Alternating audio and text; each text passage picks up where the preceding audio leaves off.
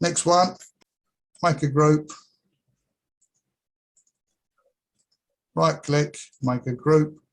And then we've got the scale tool. Same thing. If you've got look down the blue scale there, on the scale, it's going whatever we want. So if we want, we're working in meters, we put 1 meter, and there we go. And that should be 1 meter high. And same with most programs.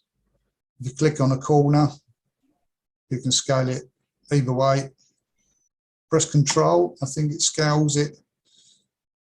You don't have to click on the corner, I think. It's get all sorts of shapes.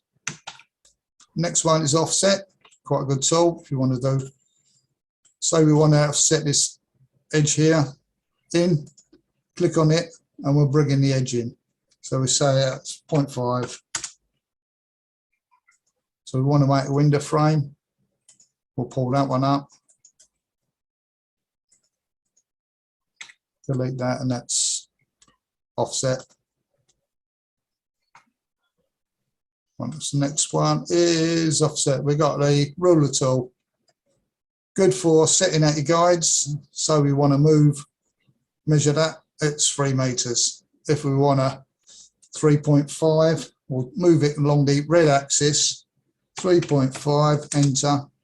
And then we know we can say move that object there, scale it there, pull it across, and it'll go to snap to that line. 3.5. There's also you can use the ruler, triple click, make a group out of this. And you can resize it to scale. So if you click on straight edge, 3 meters,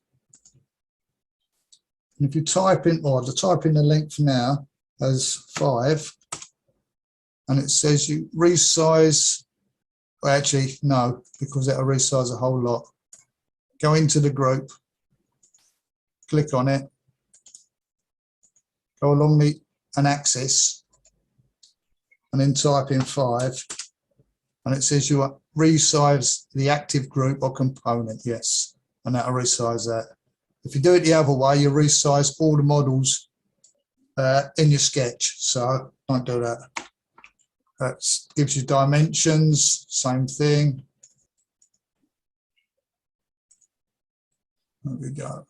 Just say normal, you can put your dimensions in and mark everything. It's just basic stuff. Protractor says what it does.